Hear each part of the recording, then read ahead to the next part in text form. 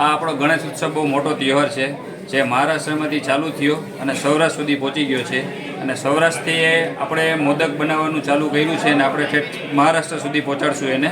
આ સ્પેશિયલ મમરો બદામ આવે છે, સ્પેશિયલ જે બહુ મોંઘામેલી બદામ હોય છે, એમાંથી સ્પેશિયલ દેશી ઘીમાં શેકીને ઉપર સોનાનું વરખ ચડાવીને સ્પેશિયલ આ મોદક બનાવવામાં આવે છે.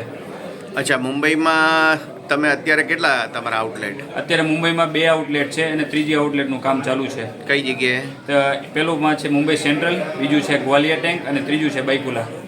અચ્છા, અને અંદાજિત આ લાડુની કિંમત શું હોઈ શકે? આ લાડુની કિંમત છે 12,000 રૂપિયા પર કેજી.